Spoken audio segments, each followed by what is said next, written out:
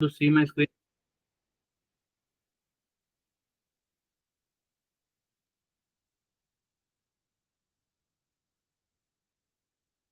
You're able to see my screen? Yes.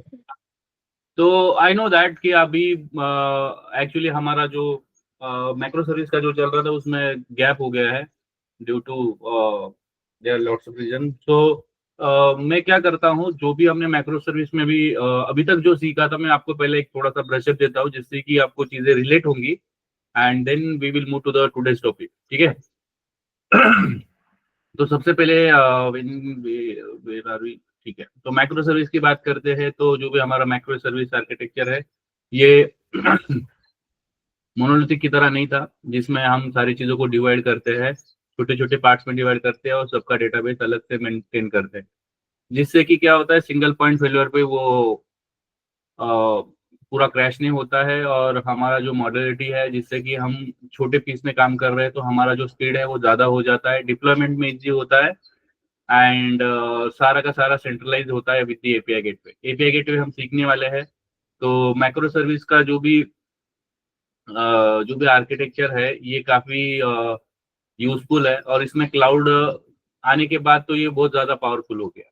ठीक है। तो इसके अंदर जो भी चीजें हमने समझी थी कि इसमें हम कोई भी लैंग्वेज अडॉप्ट कर सकते हैं, कि आप कोई भी लैंग्वेज पे काम करते हो, जैसे कि आप जावा में काम कर रहे हो या फिर पाइथन में काम कर रहे हो या डॉट नेट पे कर रहे हो, तो आप ये काम कर सकते हो और डिफरेंट डिफरेंट माइक्रो सर्विसेज बना सकते हो। इसके साथ जो भी माइक्रो सर्विसेज में हो, जैसे हमने कोई भी माइक्रो सर्विस अगर हमारा फेल हो रहा है तो हम उसी पर्टिकुलर माइक्रो सर्विस पे काम कर सकते हैं और रेस्ट ऑफ सारी चीजें चल रही है इंटर बिटवीन कनेक्टेड रहती है।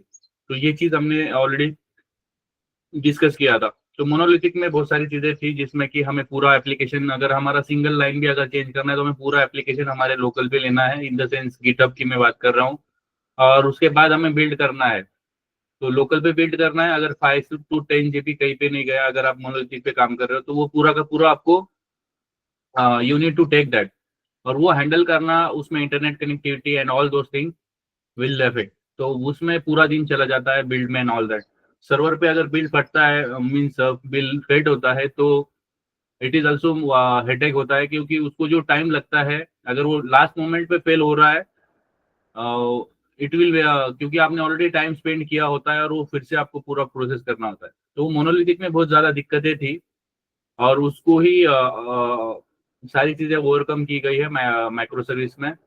और इसके अंदर सारे मॉडल होने की वजह से हम पर्टिकुलर पार्ट पे ही काम कर सकते हैं, पर्टिकुलर पार्ट को ही हमारे लोकल पे लेके उस पे काम करके उस पे बिल्ड करके उसको डिप्लॉय कर सकते हैं, जिससे कि हमारा टाइम और पैसा और एफर्ट बचते हैं, जो मोनोलिथिक में नहीं था।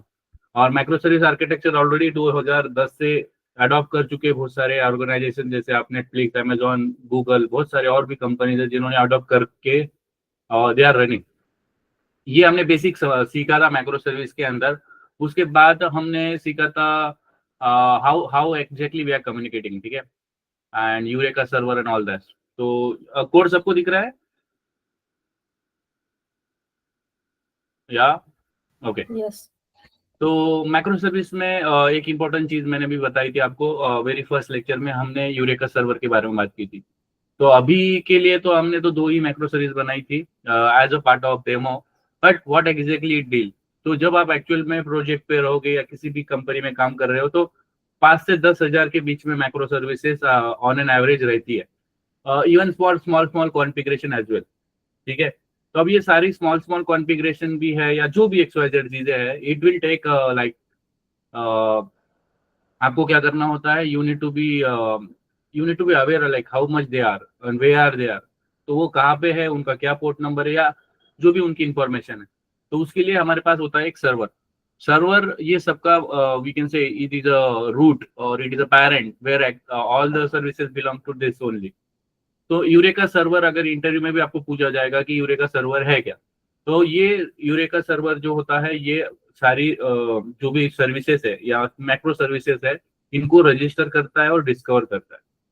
तो ये 2 कीवर्ड याद रखना है। इसके साथ आपको एक कॉन्फ़िगरेशन मैंने बताया था कि ये सर्वर है, इसने खुद को ढूंढना नहीं चाहिए और खुद को रजिस्टर नहीं करना चाहिए, अगर आपको याद आ रहा होगा तो। This 2 lines we wrote right that time. तो Eureka client registry with Eureka false and fetch registry खुद को फेच नहीं करना है because this is a server and after that this is the client service URL जो जहाँ पे आपको एक्चुअल में सारी माइक्रो सर्विसेज पता चलती है. If you are going to this port number as well, you will see what exactly how many are there and all those things, right? Local host क्या है ये 87 वाला, ठीक है. अगर आप यहाँ पे देख रहे हो, this is the dashboard of Eureka server. तो अब ये even though it is in local, फिर भी हम इसे बहुत सारी चीजें ये बता रहा है. When actually in the you are in the production या जो भी आप डेव पे काम कर रहे हो, कंपनी में काम कर रहे हो, तो वहाँ पे इनकी जो EMI and availability zone and actual में कितना रिसोर्स ले रहा है, कितना ये रिस्पॉन्सिव है, इसका क्या थ्रेशोल्ड है and all those thing will be ये और भी रियल टाइम डेटा होता है. अभी के लिए तो क्योंकि ये लोकल पे है तो हमें इसका कोई टेक केयर करने की जरूरत नहीं है. एंड बेस्ट पार्ट क्या है, ये जो हम एपीआई गेटवे पढ़ने वाले हैं जहाँ पे हमें इसका what we can say, no need to take care about this thing. We can call it with the help of these names as well. We will see that how exactly it is. But अभी के लिए आपको क्या समझना है, किसी ने अगर इंटरव्यू में आपको पूछा कि भाई क्या है यूरेका सर्वर, तो यूरेका सर्वर एक सबसे main we can say integral part है माइक्रो सर्विस का, जो सारी सर्विसेज को रजिस्टर करता है और फेच करके सारी इंफॉर्मेशन होल्ड करता है, जिससे कि आपको पता चलता है कि हमारी प्रोजेक्ट के अंदर कितने माइक्रो सर्विसेज रनिंग है और कितने रनिंग है, कितने रजिस्टर हुए, कितने अभी प्रेजेंट है, कितने के स्टेटस अप है मतलब रनिंग है और कितने फेल्ड है. ठीक है, just a second. Okay, so this are the basic information. ये इतना काफी है यूरेका सर्वर के लिए. उसके बाद हमने समझा था फिर भी यार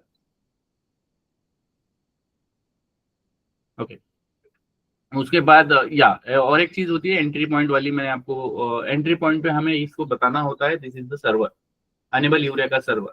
ठीक है, so this is the basic thing. ये हो गया यूरेका सर्वर के बारे में. उसके बाद हमने सीखा था बेसिक रेस्ट की चीजें मैं नहीं बताऊंगा आपको, you guys are already aware. अब क्लाइंट बनाने के लिए क्या होता है, जैसे हमने सर्वर बनाया तो let's suppose I want to create one client, how can I create that. तो आप कोई भी मैक्रो सर्विस के अंदर सबसे पहले आपको चीज करनी होती है that you need to add one dependency called Eureka client. तो ये नेटफ्लिक्स का है जो आपको ऐड करना है. ठीक है, यहाँ पे होगा वो somewhere this is the right. ये नेटफ्लिक्स वाला है यूरेका क्लाइंट. ये डिपेंडेंसी आपको चाहिए, बाकी की चीजें हम डिस्कस करेंगे, load balancer and all that.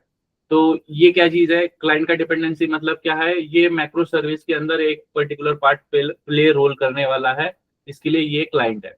इसके बाद आपको क्या करना है, जो एंट्री पॉइंट है where exactly our macro services are what we can say, this is entry point to our class, right, main method Java वाली. तो यहाँ पे है अनेबल डिस्कवरी क्लाइंट. तो अनेबल डिस्कवरी क्लाइंट ये बताता है that this is the client macro service which is running under the server, और ये रजिस्टर होने वाली है and this is the message. और यहाँ पे आपको जो सर्विस यूआरएल देना है दैट इज लाइन नंबर 3 जो ऑलरेडी हमने यूरेका सर्वर के अंदर लिखा था. ठीक है, यहाँ तक किसी को कोई क्वेश्चन है गाइस, या ये फास्ट हो रहा है? करते हैं सर, वैन समझ में आ रहा है सबको? एनीवन ऐसा कोई है जिसको नहीं पता चल रहा है? ऐसा कोई है जिसको नहीं पता चल रहा है, नहीं करता है? Okay good. सर ये फर्स्ट लेक्चर है ना बैच 20 के लिए माइक्रो सर्विस का? अमर बैच 20 का मैक्रो सर्विस हमने नहीं लिया था क्या? नहीं लिया था sir. How many you guys from batch 20? कितने लोग हैं बैच 20 में अभी क्लास में? कितने?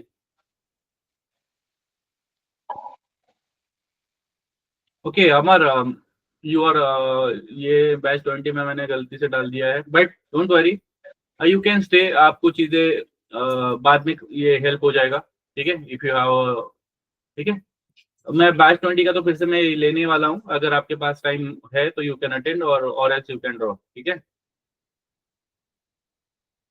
ओके. तो यूरेका क्लाइंट के बारे में हमने बात कर रहे हैं. अब यूरेका क्लाइंट बनाने के लिए हमने देखा we need to add one dependency called Netflix Eureka client. उसके बाद we need to give the service URL, जो हमने we already put this URL where in the server, right, Eureka server के अंदर. और ये जो कंपनी के अंदर आपको भी कभी अगर किसी ने इंटरव्यू में या फिर कंपनी में कभी काम आया और आपको आपको जस्ट आइडेंटिफाई करना है how much macro service are there, और कौन से मैक्रो सर्विस आप है और कितने इंस्टेंस रनिंग है कितने नहीं रनिंग है। ये डेटा अगर आपको निकालना है तो आपको फॉर्म फाइल में अंदर देखना है what exactly the service you are है, और ये आप टेस्ट कर दो and you will get this kind of almost similar this kind of dashboard. ठीक है, ये आपको विल हेल्प यू।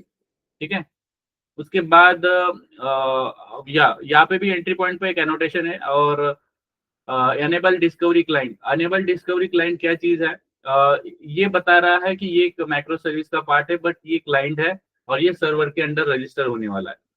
और अगर आप 2.6 या 2.7 वाले अगर वर्जन पे काम करोगे, जो यूजुअली अभी के डेवलपर में भी कंपनी के अंदर देख रहे होंगे, तो ये एनोटेशन लेटेस्ट वाले स्ट्रिंग में है 3.3, 3.2 वाला, 1 वाला।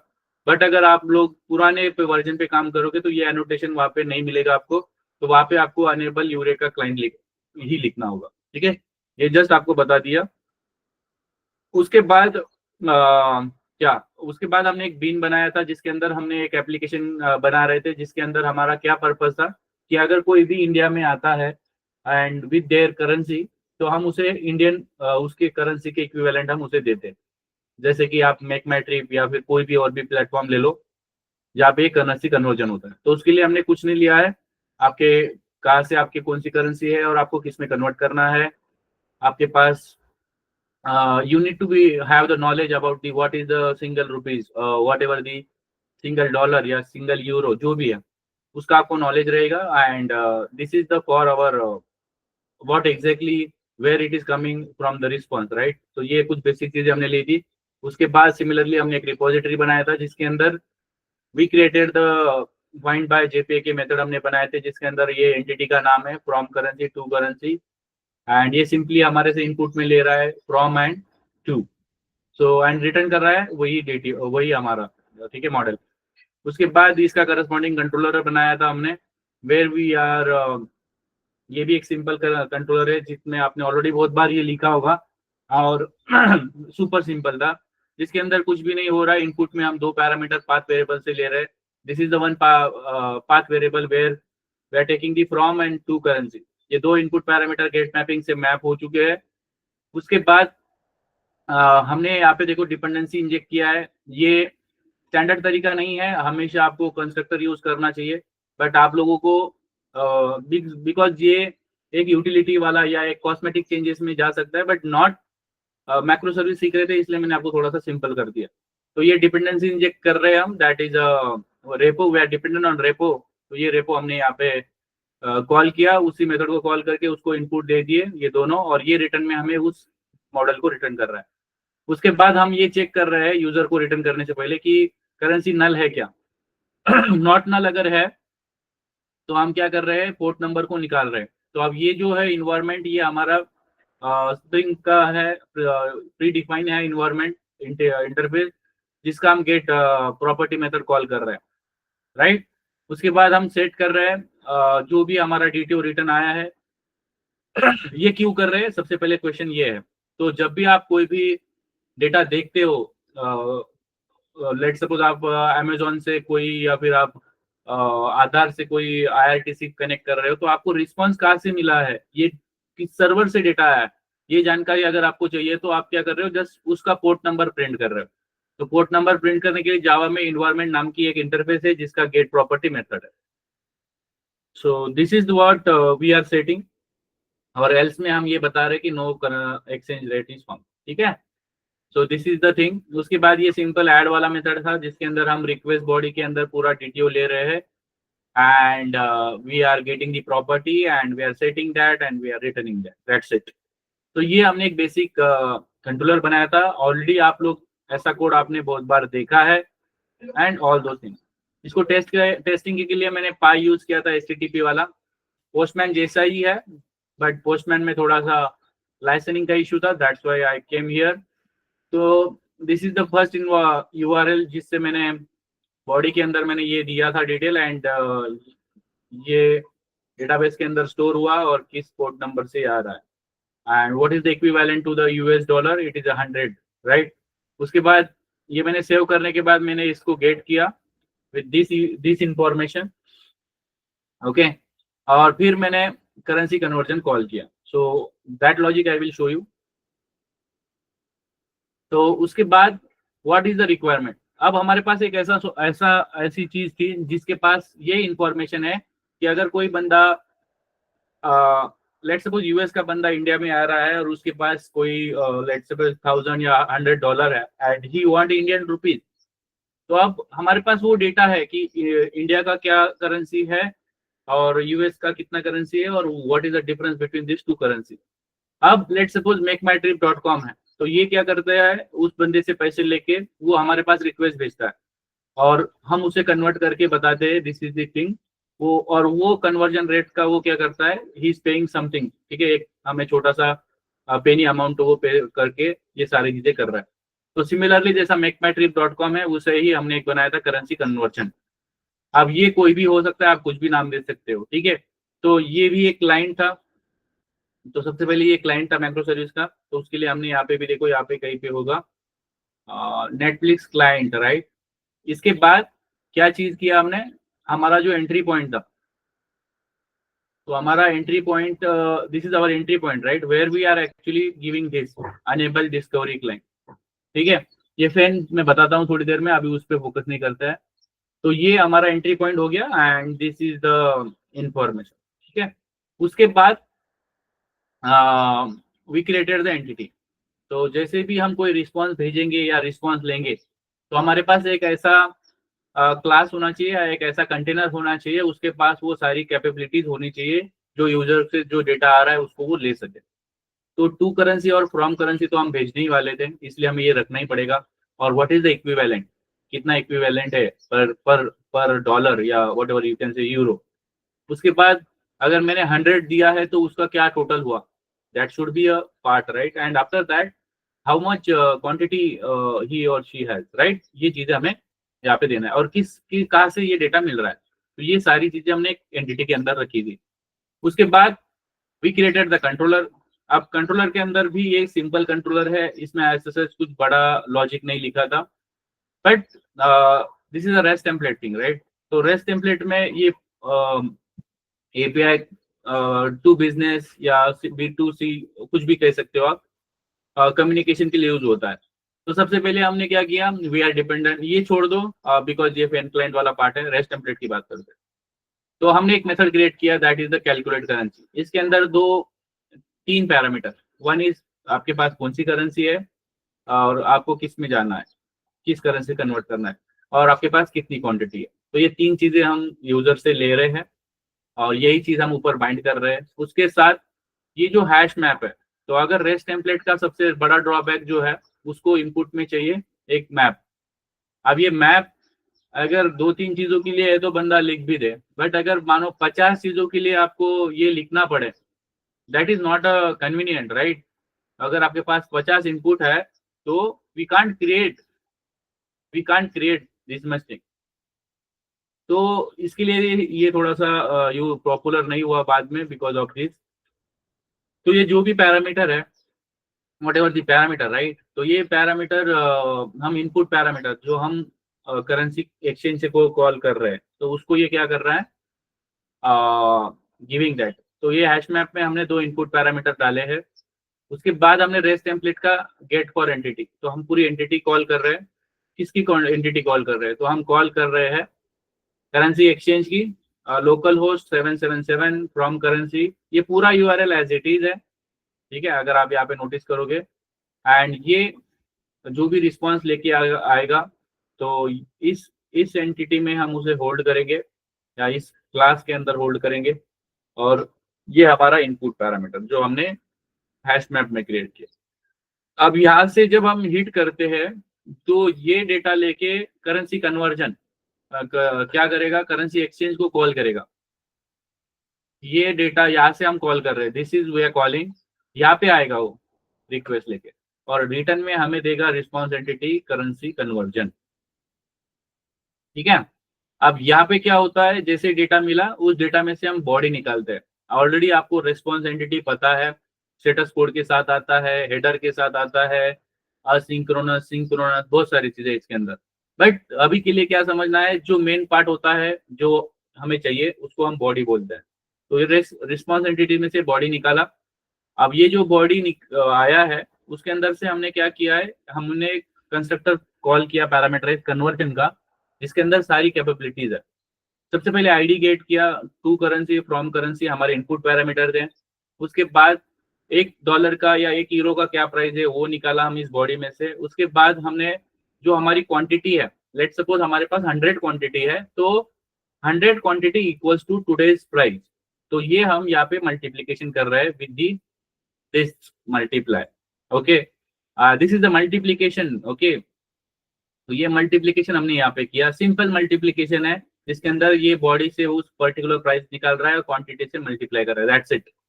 उसके बाद एक्चुअल क्वांटिटी प्रिंट कर रहे हैं और कहाँ से आया ये प्रिंट किया। अगर इसका मैं आपको रिस्पॉन्स दिखाता हूँ, ठीक है, हियर ओनली, ठीक है। तो सबसे पहले मैंने इनपुट में क्या दिया है, मेरे पास इंडियन रुपीज में मुझे कन्वर्ट करना है और मेरे पास है USD और क्वांटिटी है 100। तो 100 इंटू 10,000 इंटू 25, ठीक है, 10,025, ये $100 का आज इक्विवेलेंट है और ये डेटा हमें मिला है 77 से। तो this is the rest template thing, ठीक है। बट अगर इसी कोड को हमें फेन क्लाइंट में लिखना हो तो ये इतना कम कोड में हो जाता है, बिकॉज इसके अंदर हमें हैश मैप क्रिएट करने की जरूरत नहीं है। बट हमें सेपरेट एक इंटरफेस क्रिएट करना होता है जिससे कि फेन क्लाइंट क्या है मैं आपको एक बार दिखाता हूँ। फेन क्लाइंट, ये सारा मैंने ऑलरेडी एक एक लेक्चर लेके मैंने आपको समझाया है, सो आई डोंट थिंक कि आपको ये will affect, right.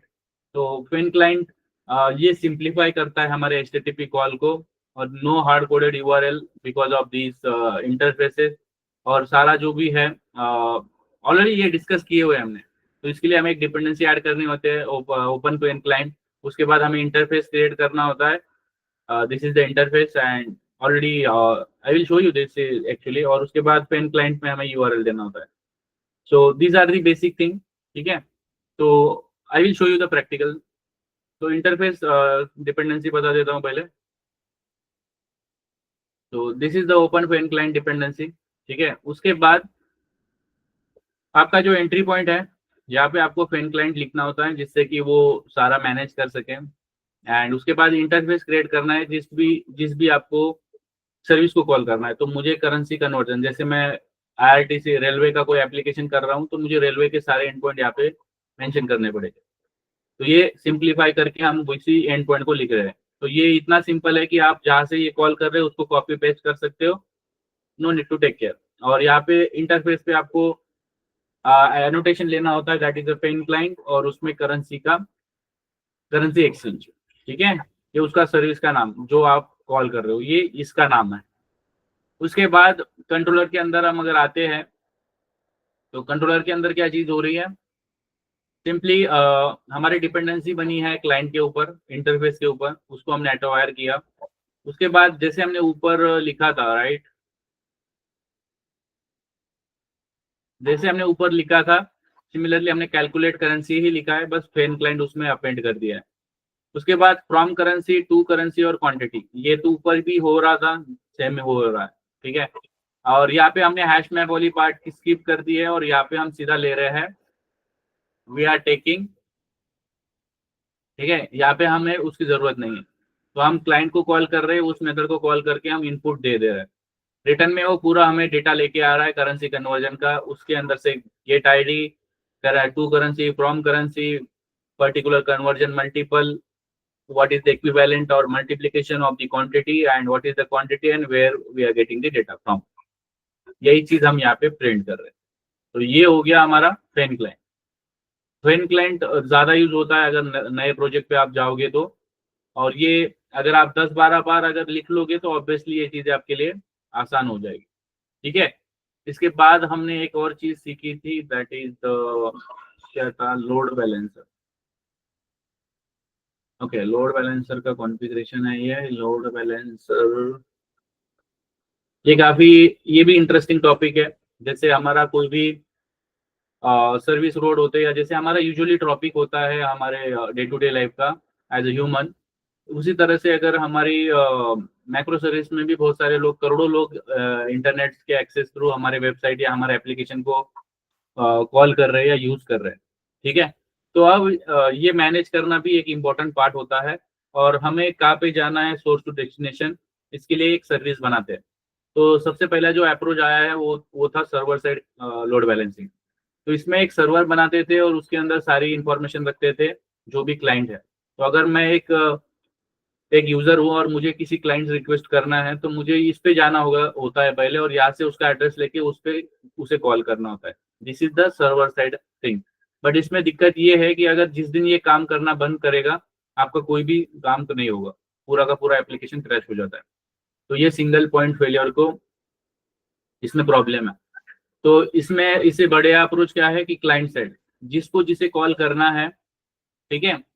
Let suppose I want कि मुझे आधार की एप्लीकेशन कॉल करना है, तो मुझे पहले से पता होगा कि where exactly the address of the Aadhaar, और मैं उस सर्विस पे जाके क्या कर सकता हूँ, कॉल कर सकता हूँ। अगर ये पर्टिकुलर सर्विस काम भी नहीं करेंगी तो मेरे दूसरे सर्विसेज में कोई भी दिक्कत नहीं हुआ, क्योंकि सबको अपना अपना एड्रेस पता है। इसको अगर एक बेसिक एग्जांपल से अगर समझते हैं, लोड बैलेंसर क्या है मैक्रो सर्विस के अंदर, जैसे कि आपको एक स्टेट से दूसरे स्टेट जाना है और उसके बाद थर्ड स्टेट में जाना है। तो आप लेट सपोज आप महाराष्ट्र से जा रहे हो एमपी, और एमपी से आपको जाना है राजस्थान। तो अभी आपको जाना राजस्थान है, बट आपको एमपी में उसका एड्रेस मिलेगा कि अब राजस्थान आपको कहाँ जाना है एग्जैक्टली। तो लेट सपोज आप राजस्थान में जाना है, but you need to go first MP. तो अब एमपी में जाने के बाद अगर जो भी बंदे से आपको मिल के एड्रेस मिलने वाला है वो बंदा अवेलेबल नहीं है, या वो उसके पास फोन नहीं है, and you are not able to trace him, तो आपका जो काम करना है या आपको जाना है वो यहीं पे रुक जाएगा। That is not possible. तो ये जो डिपेंडेंसी हमने बनाई थी उस एमपी वाले बंदे पे, that is a load balancer of server side. तो अगर सर्वर साइड बैलेंस ये अगर अवेलेबल है तो काम हो जाएगा, बट अगर ये अवेलेबल नहीं है तो क्या। तो उसके लिए ये अप्रोच पूरा गलत था। उसके लिए क्लाइंट साइड लोड बैलेंसिंग आया, जिसके अंदर अगर मुझे मुझे महाराष्ट्र से राजस्थान जाना है तो मुझे पहले से पता होगा where exactly I need to go to the Rajasthan, जिससे कि क्या होगा, कोई डिपेंडेंसी नहीं बनेगी और मुझे एग्जैक्टली पता है। अगर मुझे नहीं भी जाना है तो किसी को इफेक्ट नहीं गिरेगा, right. I hope you guys are getting. अभी तक ये मैंने सारा आप लोगों को सिंगल लेक्चर में बताया, मतलब हर टॉपिक को मैंने सिंगल सिंगल लेक्चर में बताया था, राइट। बट थोड़ा सा गैप ज्यादा हो गया था, that's why maybe that is the only reason by which like, इसलिए मैंने आपको ये सारा बताया, ठीक है। तो आई होप आपको कनेक्ट हुआ होगा थोड़ा बहुत। Hello Gitanjali, okay, Sachin, Prachi. तो I will not take the rest of part because of the attendance and all that. हम इवनिंग में कनेक्ट करेंगे, बट बिफोर दैट जो भी आपका अभी तक हमने जो सीखा है ऑलरेडी, इसके सारे के सिंगल सिंगल लेक्चर है। ये जो भी हमने टॉपिक देखे हैं, इवन रेस्ट टेम्पलेट का एक दिन में देखा, फैन का एक दिन में देखा था हमने, लोड बैलेंसर एक दिन में देखा है हमने, right. Eureka server introduction lecture हमारे 2 दिन चले। तो ये सारा हमने सिंगल सिंगल लेक्चर में पढ़ा है। तो आप go to that recording, try to implement this thing, और शाम तक you can practise this thing. और अमर, आपके लिए no need to take care of this thing, आपका लिए ये पूरा सेपरेट होगा अलग से आपके बैच के लिए। तो ये दिस इज जस्ट फॉर, ठीक है। तो एनी क्वेश्चन गाइज सो फार, एनी क्वेश्चन? ये मैंने आपको जस्ट ब्रश अप कराया कि आपको थोड़ी सी चीजें याद हो जाए कि हमने ऐसा कुछ पढ़ा था। Because as a student it is quite difficult to, क्योंकि हम अगर 8 दिन बाद भी पढ़ते हैं कोई चीज तो भूल जाते हैं, ठीक है। तो अगर कोई भी चीज में दिक्कत है आपको अभी भी, या फिर इवनिंग में आप खुद प्रैक्टिस कर रहे हो, कहीं पे फंस रहे हो, late me no. But practice करो, और नहीं समझ में आता है, लेट सपोज ये जो भी मैंने अभी बताया, इसमें अगर आप प्रैक्टिस करते हो, कहीं पे फंस रहे हो, और फिर भी हम इसे रिपीट करेंगे या उस टॉपिक को फिर से हम एक बार गो थ्रू करेंगे।